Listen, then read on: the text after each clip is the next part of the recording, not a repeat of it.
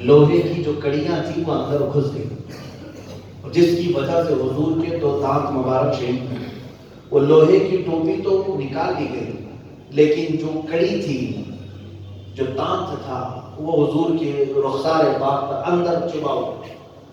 کوئی صحابی جو بھی تھے گھبرائے اتنے تھے کہ سارے لوگوں کے جسم میں کپ کپ بھی تاری تھی۔ حضور کو کوئی تکلیف ہو جائے یہ صحابہ کو برداشت نہیں تھا، یہ کڑی کیسے نکالی جائے۔ حضرت ابو بکر صدیق بار بار آگے بڑھتے، پھر وہ صحابی آئے حضرت ابو عبیدہ بن جراح رضی اللہ تعالی، سب کو ہٹاتے ہوئے انہوں نے کہا یہ کام مجھے دے دیں، میں رسول پاک صلی اللہ علیہ وسلم کے چہرے پاک کے اندر کہیں بھی اس گھڑی کو نکالتا ہوں۔ انہوں نے ہاتھ سے پکڑ کر کے نہیں گئے اور اپنے دانتوں سے پکڑ کر کے کھینچا، تو حضور پاک صلی اللہ علیہ وسلم کا ایک اور دانت مبارک شہید ہوا، ساتھ ہی حضرت ابو عبیدہ کے بھی دانت شہید ہوئے، ان کے بھی دانت ٹوٹ گئے، اتنی مضبوطی سے وہ کڑی گئی تھی۔ میرے عزیزو، حضرت ابو عبیدہ کے متعلق روایت میں لکھا جاتا ہے کہ پھر ان کے بعد انہوں نے کہا اگر میرے دانت نہ ٹوٹتے تو مجھے زندگی پر افسوس ہوتا، دانت نہ ٹوٹتے تو زندگی پر افسوس ہوتا کہ حضور کے دانت مبارک چلے گئے اور میرے دانت سلامت کیسے رہے۔ یہ وہ صحابہ کا کردار تھا۔ جب مشرکین مکہ نے حضور کا سوشل بائیکاٹ کیا تھا، 3 سال تک حضور سے سارا انہوں نے بائیکاٹ کر رکھا تھا، پورے خاندان سے، ان سے لین دین، خرید و فروخت، سلام کلام، ساری چیزیں بند کر رکھی تھی، اور 3 سال ایسے گزرے میرے آقا صلی اللہ علیہ وسلم کے شعب ابی طالب میں کہ جس وقت ان کے ہاں کھانے کی کمی ایسی تھی کہ پتے کھائے گئے اور چمڑے کو پانی میں ابال کر کے کھائے گئے مکہ میں، اور حضرت سعد رضی اللہ تعالیٰ مدینے میں رہنے والے صحابی، حضور پر وہ پہلے ہی اسلام لا چکے تھے۔ جب ان کو یہ خبر ہوئی نا کہ مکہ والوں نے حضور کا سوشل بائیکاٹ کر رکھا ہے، حضرت سعد مدینے میں بیٹھ کر کے چمڑے پکاتے تھے اور کھاتے تھے، اور یہ کہتے یہ کیسے گوارا ہوگا کہ میرے آقا صلی اللہ علیہ وسلم پر فاقہ چل رہا ہو اور میں گھر گھر میں گرم گرم روٹیاں توڑ رہا ہوں۔ وہ صحابہ تھے، سب کچھ انہوں نے فدا کیا، اور پھر اخیر میں کیا کہا جاتا ہے، جان دی ہوئی اسی کی تھی، حق تو یہ ہے کہ حق ادا نہ ہوا۔ حضرت ابو قتادہ کے بارے میں کہتے کہتے رک گیا تھا، حضور پر جب تیر برسائے جا رہے تھے تو یہ ڈھال بن کر کھڑے تھے، ان کے جسم پر وہ ڈھال بننے کی وجہ سے کتنے تیر آئے، 80 تیر لگے تھے، لیکن وہ ہٹنے کو تیار نہیں تھے، حضور پاک کے سامنے سے ہٹنے کو تیار نہیں تھے کہ کوئی تیر حضور کی طرف نہ آ جائے۔ جسم پر 80 تیر گئے، یہاں تک کہ ایک تیر آیا حضرت ابو قتادہ کی سیدھے آنکھ میں چلا گیا، اور ان کی آنکھ کا ڈھیلا باہر آ گیا، آنکھ کی پتلی باہر آ گئی، لٹک گئی۔ اس کے باوجود بھی صحابہ کہنے لگے اب یہ موقع ہمیں دے دو۔ حضرت ابو قتادہ کہتے ہیں نہیں، جسم پورا ختم ہو جائے تب تک میں یہاں سے نہیں ہٹوں گا۔ تحفظ ناموس رسالت کسی عام مسئلے کو کہتے ہیں، کسی ایسی ہلکی چیز کو کہتے ہیں؟ صحابہ سے سیکھو، سب کچھ نچھاور کیا۔ حضور پاک صلی اللہ علیہ وسلم نے خود ان کو بلایا حضرت ابو قتادہ کو کہ ہٹ جاؤ، اور حضور نے اپنے ہاتھ مبارک سے ان کی آنکھ کو اندر کیا اور اپنا لعاب پاک لگائے، آنکھ صحیح ہو گئی، آنکھ صحیح ہو گئی۔ اسی لیے تو وہ صحابہ سب کچھ نچھاور کرتے تھے، کون دیتا ہے دینے کو، دینے والا ہے سچا ہمارا نبی، اور ان کا عقیدہ یہی تھا جو اس عقیدے کو لے کر کے بریلی کے تاجدار نے یہ لکھا تھا، شافی و نافی ہو تم، وافی و کافی ہو تم، درد کو کر دو دوا تم پہ کروڑوں دو۔ عزیزان اکرام وقار، صحابہ اکرام رضوان اللہ تعالیٰ علیہ مجمعین کی قربانیاں بیان کرنا ناکافی ہے۔ تحفظ ناموس رسالت پر ان کی قربانیاں بے شمار ہیں۔ اللہ جب قرآن میں ان کے متعلق یہ فرماتا ہے رضی اللہ عنہم، اللہ ان سب سے راضی ہوا، اللہ ان سب سے راضی ہوا، کس بات پر کہ یہ نبی کے لیے ہر چیز قربان کرتے ہیں، ہر چیز۔ حضور پاک صلی اللہ تعالیٰ علیہ وسلم کی کسی ایک چیز کو بھی یہ ہلکے میں نہیں لیتے۔ اور خالد بن ولید کو سنتے ہیں آپ، جنہوں نے اپنی زندگی میں 125 جنگیں لڑی. کتنی؟ 125 جنگیں لڑی ہیں. جنگ کی بات کر رہا ہوں. کوئی جنگ مہینے چلی ہے, کوئی 15 دن 20 دن. جنگ کی حالت میں پوری زندگی گزر گئی. اچھا ان کی خصوصیت تو دیکھیں, 125 جنگوں میں ایک جنگ میں بھی شکست نہیں ہوئی. اسی لیے تو میرے آقا نے ان کو سیف اللہ کہا تھا, یہ اللہ کی تلوار ہے. اور حضرت خالد بن ولید کہتے ہیں میرے پورے جسم پر ایک بالشت بھی جگہ باقی نہیں جہاں تیر یا نیزہ نہ لگاؤں. ایک بالشت جگہ بھی باقی نہیں, ہر جگہ لگا, لیکن شہادت نہیں ہوئی. کسی جنگ میں آپ کو کوئی شہید نہیں کر سکا. وہ طبعی موت ان کا انتقال ہوا اپنے بستر پر, حضرت خالد بن ولید. اس کی وجہ مفسرین یہ بتاتے ہیں اگر کوئی ان کو میدان جنگ میں مار دیتا, شہید کرتا, تو پھر دنیا یہ کہتی کہ اللہ کی تلوار ٹوٹ گئی. سیف اللہ ہے نا اللہ کی تلوار. ان کے بارے میں بات کر رہا ہوں جس نے 125 جنگیں لڑی. وہ کیسا بدر جلیل اور بہادر عظیم, اور دشمنوں کے ناکوں تلے چنے چبوا دے, بہت مشہور جرنیل. ایک جنگ میں حالت ایسی آ گئی کہ کفار سر پہ سوار تھے, کسی نے تلوار ماری تو آپ کا امامہ کھل کر نیچے گر گیا, امامہ گر گیا. اور ادھر خالد بن ولید کے سر پر ایک کافر کھڑا ہے تلوار لے کر, اور جنگ کے جوہر جاننے والا تو مقابلہ کرتا, کپڑے چھوڑ دیتا. ارے میاں کبھی ہاتھ کٹ رہا ہے, کبھی جبہ پھٹ رہا ہے, یہ تھوڑی نہ دیکھا جاتا ہے جنگ کے میدان میں. خالد بن ولید نے مشرکین کو اٹھائے ہوئے تلواروں کی طرف نہیں دیکھا, وہ امامہ اٹھانے کے لیے بھاگے, دوڑے اور جا کر کے اٹھایا. ارے یہاں اس وقت تک تو گردن پہ تلواریں چل گئے, ٹکڑے کرتے تھے, کئی لوگ سوار تھے سر پر. پھر بھی آپ وہ امامہ اٹھانے کے لیے اٹھا کر کے لے آئے, اور جس کے ہاتھ میں تلوار تھی وہ رک گیا اور کہا خالد بن ولید ہے تو, میں نے تیرے بہادری کے بڑے قصے سنے, لیکن آج ایسا کام تجھ کو کرتے ہوئے دیکھا جو ایک عام سپاہی بھی نہیں کرتا. ارے سر سے اگر ٹوپی یا امامہ گرا تو سامنے دشمن بھی تو کھڑا تھا. خالد بن ولید نے جواب کیا دیا, اے ظالموں تمہیں پتہ نہیں یہ عام ٹوپی نہیں ہے, یہ عام امامہ نہیں ہے. اس امامے میں میں نے اپنے رسول پاک کے 3 موئے مبارک رکھے ہیں. یقین یہ ہے کہ جس جنگ میں بھی فتح ہوتی ہے وہ خالد بن ولید کی وجہ سے نہیں, رسول اللہ کے موئے مبارک کی وجہ سے.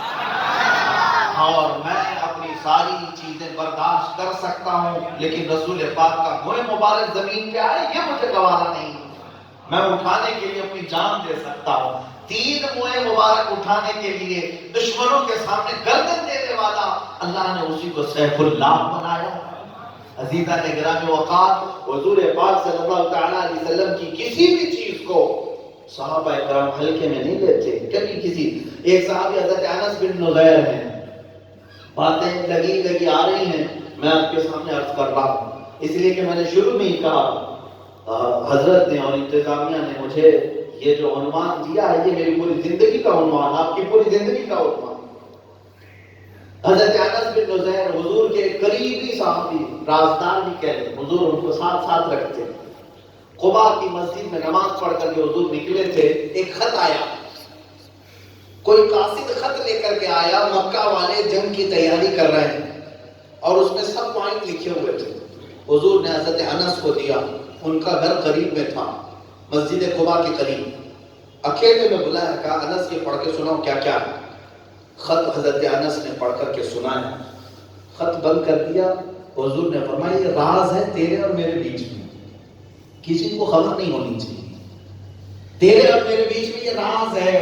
حضرت انس, اب دیکھو راز رسول کی حفاظت, اللہ کو وہ صحابہ کا ہی کردار. انہوں نے کہا یا رسول اللہ بس یہاں پر مہر بند ہو گئی. حضور صلی اللہ تعالیٰ علیہ وسلم نکلے گھر کے باہر, انس بن نضیر کی بیوی گھر کے اندر تھی. آئی, پوچھا کیا خط آیا ہے مکہ سے. کہا تجھے کیسے خبر, کہا بتاؤ تو صحیح کیا پیغام ہے. حضرت انس نے کہا کچھ بھی نہیں ہے, خبردار اس سلسلے میں بات مت کرنا, اس سلسلے میں مجھ سے گفتگو بھی مت کرنا. اپنی بیوی کو کہہ رہے تھے. بیوی نے کہا انس جو مضمون تم نے رسول اللہ کو سنا میں نے پورا سن لیا, میں نے پورا سن لیا. حضرت انس اب اتنے جلال میں آئے کہ سیدھے اپنی بیوی کی گردن پکڑ لی. گردن پکڑ لی. کہا اب تیرا فیصلہ میں رسول پاک کے پاس کروں، کیونکہ میں یہ نہیں چاہتا کہ میں رسول اللہ کے راز کی افشا کرنے والے یا حفاظت نہ کرنے والوں میں اٹھایا جاؤں. اس سے پہلے اگر میرے مصطفیٰ نے فرمایا تو تیری گردن دبا دوں گا. اپنی بہت چہیتی بیوی، قریبی بیوی تھی، گردن پکڑ کر کے ہی باہر لے کر آئے. حضور ابھی غریب میں تھے، رسول پاک صلی اللہ علیہ وسلم کی بارگاہ میں. کہا یا رسول اللہ مجھ غریب کو معاف کرتے ہیں، جو خط آپ نے راز فرمایا تھا وہ میری بیوی نے دیوار پیچھے سے سن لیا. رسول پاک صلی اللہ علیہ وسلم نے ایک نظر اس کی طرف دیکھی. حضرت انس اس کی گردن چھوڑنے کو تیار نہیں، کسی حالت میں گردن چھوڑنے کو تیار نہیں. بیوی ہو تو ہو، لیکن میرے نزدیک رسول اللہ کا راز اہم ہے. حضور پاک صلی اللہ علیہ وسلم نے فرمایا اس خاتون کو دیکھ کر کے کہا کہ انس اس کی گردن چھوڑ دو، جس طرح تم میرے صحابی ہو وہ بھی میری صحابیہ ہے. حضرت انس بن زہیر کو جب حضور نے فرمایا تب آپ نے گردن چھوڑ دی. میرے عزیزوں وہ عام عورت نہیں تھی، وہ بھی رسول اللہ کی عزت پر اپنی پوری زندگی نچھاور کرنے والی وہ صحابیہ تھی کہ جانتے ہیں اپنے عزیز از جان شوہر حضرت انس کو انہوں نے ہی امامہ پہنا کر ساری چیزیں پہنا کر کے جنگ میں بھیجا. اور حضرت انس جب شہید ہوئے تو یہ خاتون ہی وہ ہیں جو حضور کی وہ رازدار کہ جب میدان احد میں حضرت انس کو ڈھونڈا گیا کہیں نہیں ملے، کیونکہ ان کے ساتھ کافروں نے مسلح کر دیا تھا. مسلح کا مطلب ان کے چہرے کو پھوڑ دیا تھا، ان کے جسم کو پتھروں سے پھوڑ کر کے مسل دیا تھا. پہچان کے لیے کوئی چیز باقی نہیں تھی. یہاں تک کہ ان کی خاتون اور ان کی بہن آئی، حضرت انس کی صرف انگلی دیکھ کر کے پہچانا، ایک انگلی باقی تھی، انگلی کے پور دیکھ کر کے کہا کہ یہ میرے سرتاج، یہ میرے شوہر نامدار. اور ان کی بہن نے کہا یہ میرا بھائی ہے. اس بات پر حضرت انس کو پہچانا گیا. میرے عزیزوں اب مجھے بتاؤ جن کے چہرے پھوڑ دیے گئے، جن کی جسموں کو تار تار کر دیا گیا، پھر بھی وہ کیا کہتے تھے. ایک اور صحابی کی بات عرض کرو، حضرت سعد ابن ربیع رضی اللہ تعالیٰ عنہ. حضور ان سے بھی بڑی محبت کرتے ہیں. میدان جنگ میں شام کا وقت حضور نے پوچھا صحابہ سے دیکھو سعد کہاں ہے، زندہ ہے یا انتقال کر گئے. صحابہ ڈھونڈتے ڈھونڈتے ہوئے آئے، سعد سعد پکارا. ان کی ہلکی ہلکی آوازیں آ رہی تھی. جس طرح آواز آئی صحابہ آئے تو دیکھا ان کے جسم پر 12 نیزے لگے ہوئے تھے. پیٹ پھٹ گیا تھا، آنتیں باہر آئی تھی، لیکن روح ابھی باقی تھی، زبان ابھی چل رہی تھی. صحابہ آئے، کہا سعد رسول اللہ نے بھیجا ہے. وہ وہیں پر کہنے لگے اے میرے دوستو اللہ کے نبی کو میرا سلام کہہ دو. میں حضور تک پہنچ نہیں پاؤں گا، چل کے آ نہیں سکتا، زخم ہے، نیزے ایسے چبھے ہوئے ہیں کہ نکالنے والا بھی کوئی نہیں، پیٹ پھٹا ہوا ہے. لیکن جانتے ہو جو جملہ انہوں نے کہا سعد ابن ربیع، تحفظ ناموس رسالت کا سب سے بڑا جملہ یہ سعد ابن ربیع نے کہا ہے، میں اپنی جانب سے کہتا ہوں. وہ کہتے ہیں آنے والوں جاؤ رسول اللہ کی بارگاہ میں کہنا سعد کو معاف کر دیں یا رسول اللہ، سعد کو معاف کر دیں یا رسول اللہ، آپ کی حفاظت کا حق ادا نہیں کر سکتا. اے مسلمانوں بتاؤ، ہم گرم بستروں پر سو کر کے گرم روٹیاں کھا کر کے پھر بھی کہتے ہیں ہم محبت رسول ہیں، عشق رسالت ہے ہمارے پاس. جن کے پیٹ پڑ گئے، نیزے مان ان کے اوپر چبھے ہوئے، تب بھی وہ کہتے ہیں کہ ہم حق ادا نہیں کر سکے، حق ادا نہیں کر سکتے. اور اس کے بعد جو دوسرا جملہ انہوں نے کہا تھا، کہا اپنے دوستوں سے صحابہ سے جو ان کی خیریت پوچھنے آئے تھے، واپس جاؤ گے مدینے تو ہماری قوم سے یہ کہہ دینا سعد کا پیغام کہ اے لوگوں اگر تمہاری جوانی باقی رہی اور تمہاری زندگی میں اگر کوئی رسول پاک تک ہاتھ بھی بڑھا دیا تو حضرت سعد کہتے ہیں کہ خبردار قیامت کے دن پھر اس کا کوئی عذر قبول نہیں کیا جائے گا، کوئی عذر تمہارا قبول نہیں کیا جائے گا. تم یہ کہہ کر کے نہیں بچ سکو گے کہ میں لنگڑا تھا، میں لولا تھا، میں غریب تھا، میں مزدور تھا، میں گورنمنٹ ڈیوٹی والا تھا، میں کیا کر سکتا تھا. حضرت سعد نے کہا تمہارا کوئی عذر قبول نہیں ہوگا. اگر تمہاری تمہارے جیتے جی رسول پاک کی عزت تک کوئی پہنچ گیا. اسی لیے میرے عزیزوں ہم بار بار آپ سے یہ جو باتیں کرتے وہ صرف اسی لیے کہ جگہ جگہ کے تھک چکے ہیں تمہیں یہ ہنگامے. مسافروں رویش کارواں بدل ڈالو، اب چلنے کا طریقہ بدل ڈالو. آپ نے بہت سارے نیتاؤں کے پیچھے جے وجے کرتے ہوئے زندگیاں بتا دی اور یہ کہاں لے جا کر کے ڈالتے ہیں پتہ ہی نہیں رہتا. 5 سال میں ایک مرتبہ برساتی مینڈکوں کی طرح باہر آئے اور تمہاری خواہشات اور جذبات کے ساتھ کھیلا اور چلے گئے، غائب ہو گئے. ان سے کبھی آپ نے سوال کیا کہ ہم آپ کو منصبوں تک پہنچاتے ہیں، عہدوں تک پہنچاتے ہیں، اے لیڈروں ہماری کھانے پینے راشن گھر کپڑے لتے کی بات مت کرو، کم سے کم جس عہدے پر تمہیں اللہ نے بٹھایا وہاں جا کر میرے مصطفیٰ کی عزت کی تو بات کرو. کوئی کہنے والا تک نہیں ہے. یاد حالات ہمارے اسی لیے مجھے وہ بات یاد آتی ہے جو سید میاں مانا نبی رحمۃ اللہ تعالیٰ ہے. حضور سید العلماء نے کہا تھا مسلمانوں جاگ جاؤ، کسی کی جے وجے کیوں پکارے، کیا غلط سمجھو، ہمیں کافی ہے سید اپنا نام ہے یا رسول اللہ. اور اگر آج تمہارے دکھ درد اور تمہارے بے کسی کا کوئی سہارا بن سکتا ہے تو صرف اور صرف رسول اللہ کی ذات ہے، میرے آقا صلی اللہ تعالیٰ علیہ وسلم کی ذات ہے. وہی تمہاری قسم پرسی کے وقت پہنچ سکتے ہیں، وہی تمہارے دلوں کے درماندار ہیں، باقی کوئی نہیں. یہ سب جھوٹے دعوے دار ہیں. سب لوگ تمہیں اسی طرح سے ہرے باغ دکھاتے اور اس کے بعد چل دیتے ہیں. تمہارا کوئی دکھ اور درد سمجھتا ہے اور مدد کو پہنچتا ہے تو صرف وہ محمد رسول اللہ کی ذات ہے. وہ دیکھو فالج ہو گیا، لقمہ ہو گیا اور بوسیری امام بوسیری نے بستر میں پکارا تھا هو الحبیب الذی ترجا شفاعتہ لکل حول من الاحوال مقتحم. تو وہ مدینے سے چل کر میرے آقا خواب میں تشریف لائے. فالج کی بیماری والے کے لیے کوئی حکیم جلدی چل کر نہیں آتا، وہ رسول اللہ کی ذات ہے. بوسیری کے خواب میں آئے تو آئے، اپنے ہاتھوں سے جسم پر پھیر کر کے شفا بھی دیا اور ان کے قصیدے پر انعام میں اپنی چادر بھی عطا کی. ہم نے تاریخ میں یہ بھی پڑھا جب امام احمد بن حنبل کی تہبند کھل رہی تھی اور جلاد ان کو کوڑے مار رہا تھا، ان کے دونوں ہاتھ زنجیروں سے بندھے تھے. امام احمد بن حنبل رونے لگے میری تہبند کھل رہی ہے. جلاد نے دیکھا اچانک غیب سے 2 ہاتھ آئے اور ان کی تہبند کو مضبوطی سے باندھ دیا.